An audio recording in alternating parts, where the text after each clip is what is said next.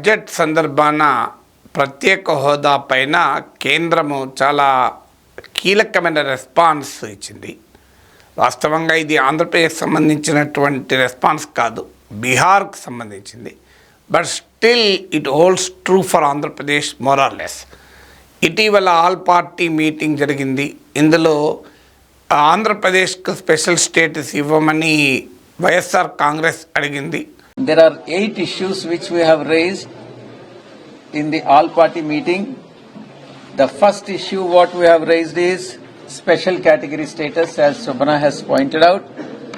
Special category status is our demand, not only today, right from the day it has been promised by the then Prime Minister Shri Manmohan Singh Ji on the floor of the Rajya Sabha. Even today, we demand that the special category status is the only solution for the development of Andhra Pradesh, which Telugu Desam Party, which is ruling the state, is completely ignoring the issue and asking for an incentive or a fund from the central government, and is not acceptable for YSR Congress Party. Bihar को special status इव्वमनी JDU अड़गिंदी. हम लोगों ने खास करके विशेष राज्य का दर्जा मिले बिहार को, ये डिमांड हमारी पार्टी की शुरू से रही है और हमारे मुख्यमंत्री इसको लेकर के नीतीश कुमार जी गांधी मैदान से लेकर रामलीला मैदान तक बड़ा बड़ा रैली किए पहले. ये हम लोग का डिमांड है. लेकिन अगर टेक्निकली सरकार को लगता है कि इसको देने में कोई समस्या है तो बिहार को विशेष पैकेज मिले, ये हम लोगों ने डिमांड रखा है. दूसरी बात हम लोगों ने बिहार के में फ्लड को लेकर के रखा कि उत्तर बिहार हर एक साल फ्लड में डूबता है. हजारों करोड़ सरकार का जो डेवलपमेंट में खर्चा हो सकता था वो फ्लड में चला जाता है. और इसमें सबसे बड़ा वजह है जो इंटरनेशनल बॉर्डर से जो पानी आता है नेपाल साइड से, अब उनसे तो भारत सरकार ही बात करके इस प्रॉब्लम को रिजॉल्व करेंगे. और जब तक ये रिजॉल्व नहीं होता है तो बिहार के टेरिटरी में क्या काम हो सकता है वो सरकार को इनिशिएट करना चाहिए. भारत सरकार ने अपना टीम भी भेजा है, उसने रिपोर्ट भी दिया है. इस बार के बजट में हम लोग की अपेक्षा है कि उसको जरूर संज्ञान में भारत सरकार लेगी. तो यही मेनली 2 मुद्दा हम लोगों ने रखा है. అలాగే ఒరిస్సాకు కూడా స్పెషల్ స్టేటస్ కావాలి అని ఒరిస్సాకు చెందిన బిజు జనతాదళ్ కూడా అడిగారు. Orissa has been deprived of the special category status for more than 2 decades. Biju Janata Dal has been constantly demanding for the special category status for Orissa. In the all-party meeting, we had political parties from Bihar and Andhra Pradesh also demanding special category status for their respective states. Biju Janata Dal has demanded for special category status for Orissa. Telugu Desam party అడగలేదు, దీనిపైన విమర్శలు కూడా వచ్చాయి. ఇప్పుడు ఏకంగా పార్లమెంట్లో special status లేదు అని ప్రకటించేశారు. సో బీహార్కు చెందిన ఆర్జేడీ నాయకుడు ఈ ఆర్జేడీ ఎంపీ పార్లమెంట్లో క్వశ్చన్ అడిగాడు. బీహార్కు ప్రత్యేక హోదా ఇచ్చే ఆలోచన ఏమైనా ఉందా అని క్వశ్చన్ అడిగాడు. దానికి కేంద్ర ఆర్థిక శాఖ సహాయ మంత్రి, యూనియన్ ఫినాన్స్ మినిస్టర్ సహాయ మంత్రి, state minister for finance Pankaj Chaudhary return reply ఇచ్చాడు. రిటర్న్ రిప్లైలో ఏమన్నాడంటే అలాంటిది ఏమీ లేదు అన్నాడు. అంటే చాలా క్లియర్గా స్పెషల్ కేటగిరీ స్టేటస్ పైన కేంద్ర ప్రభుత్వం చేతులు ఎత్తేసింది. చాలామంది అనుకున్నది ఏంటంటే మారిన రాజకీయ పరిస్థితుల వల్ల మోడీకి సొంతగా బలం లేదు, బీజేపీకి సొంతగా బలం లేదు, కీలకమైన 2 మిత్రపక్షాలపైన ఆధారపడి ఉంది. ఒకటి జనతాదళ్ యునైటెడ్, 2 తెలుగుదేశం. ఈ 2 పార్టీలు కూడా ప్రత్యేక హోదా అడుగుతున్నాయి. అందువల్ల మోడీ ప్రభుత్వం గతంలో స్పెషల్ కేటగిరీ స్టేటస్ పైన తీసుకున్న మొండి వైఖరి ఇప్పుడు తీసుకోకపోవచ్చు అని చాలా అభిప్రాయాలు వ్యక్తమయ్యాయి. రాజకీయ నాయకులు కూడా అదే మాట్లాడారు. జేడీయూ నాయకులైతే ఏకంగా పార్లమెంట్లోనే అఖిల పక్షంలోనే రైజ్ చేశారు ఆల్ పార్టీ మీటింగ్లో. టీడీపీ రైజ్ చేయకపోయినా TDP all India general secretary నాలా లోకేష్ ఎన్నికల ఫలితాలు వచ్చిన వెంటనే జాతీయ మీడియాతో మాట్లాడుతూ స్పెషల్ కేటగిరీ స్టేటస్ మా ఎజెండాలో ఉంటుంది, అదే కాకుండా అనేక ఇతర అంశాలు కూడా ఉంటాయి అని క్లియర్గా చెప్పాడు.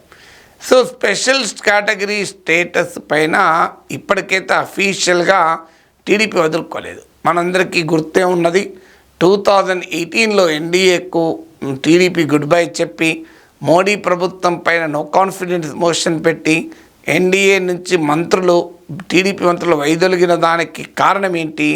ప్రత్యేక హోదా ఇవ్వలేదనే. అప్పుడు ధర్మ పోరాట దీక్షలకు కూడా చేశారు.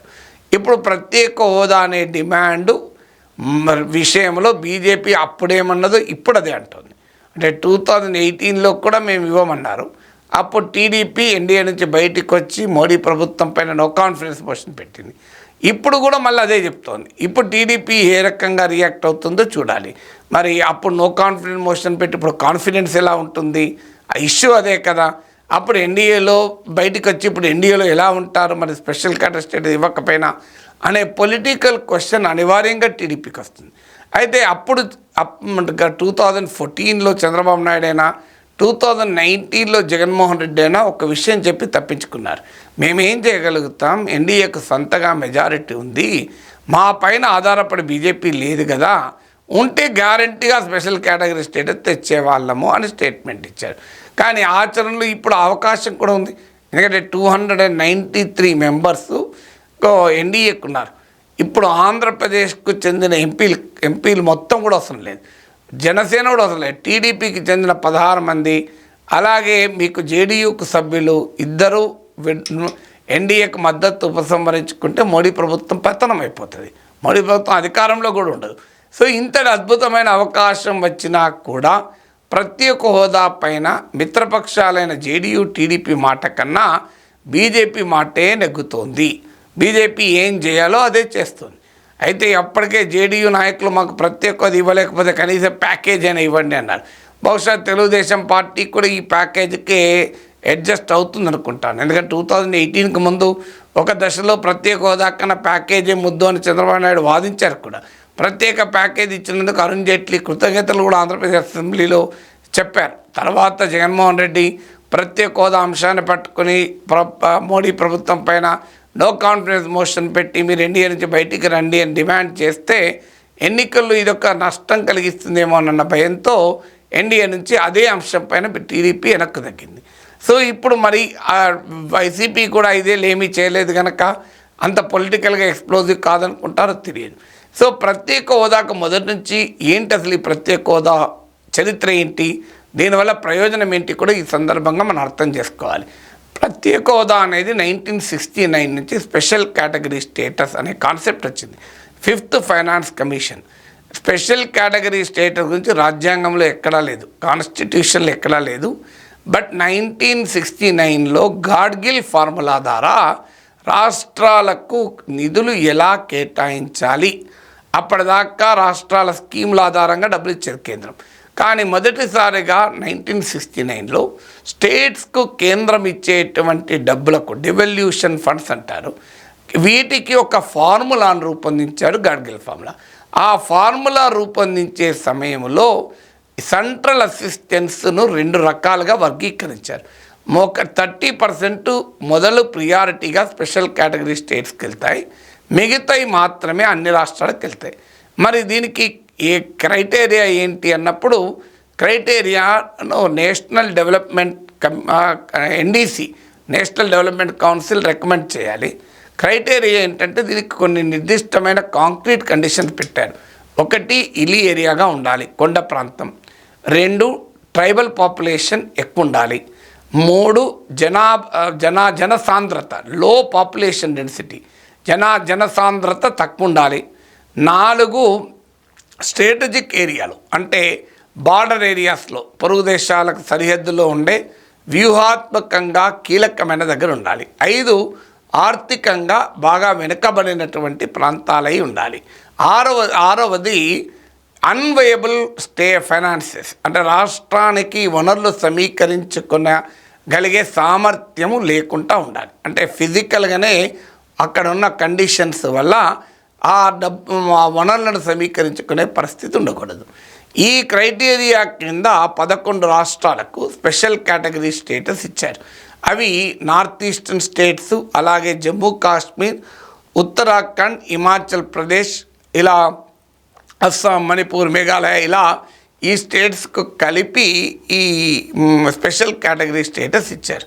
సో స్పెషల్ కేటగిరీ స్టేటస్ ఇచ్చాక బీహార్ లాంటి రాష్ట్రాలు డిమాండ్ చేయడం మొదలుపెట్టా, మేము బాగా వెనుకబడినాం.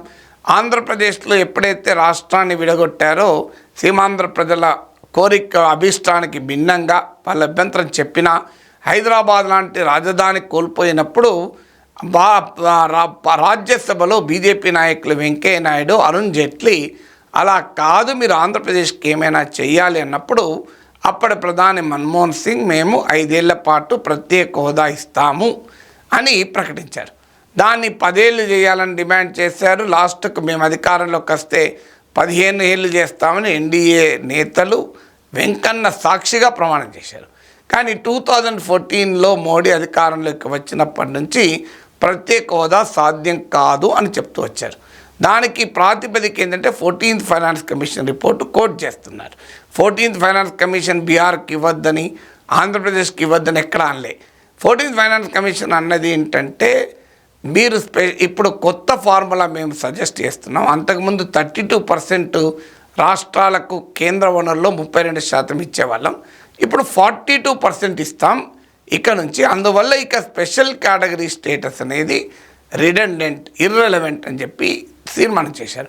కానీ పేరుకు 42% కానీ రియాలిటీలో అరౌండ్ 30% రాష్ట్రాలకు వస్తుంది. ఎందుకంటే కేంద్రం ఏం చేస్తుంది తెలివిగా అంటే రాష్ట్రాలతో పంచుకోవలసిన షేరబుల్ ట్యాక్సెస్ పెంచకుండా రాష్ట్రాలతో పంచుకోవలసిన అవసరము లేని నాన్ షేరబుల్ అంశాలు, సెస్సులు, సర్చార్జీలు పెంచుతున్నది.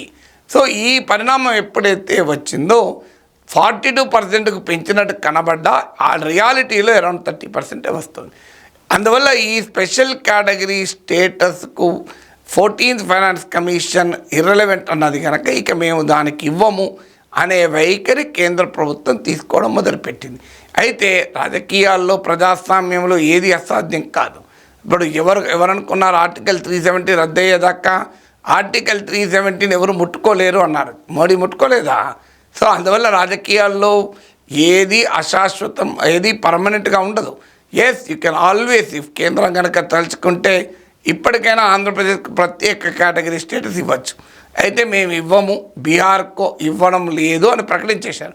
ఇక ఆంధ్రప్రదేశ్కి అడిగిన బీహార్కి ఇవ్వకపోతే అడిగిన ఆంధ్రప్రదేశ్కి ఇస్తారా అనేది ప్రశ్నార్థకమే.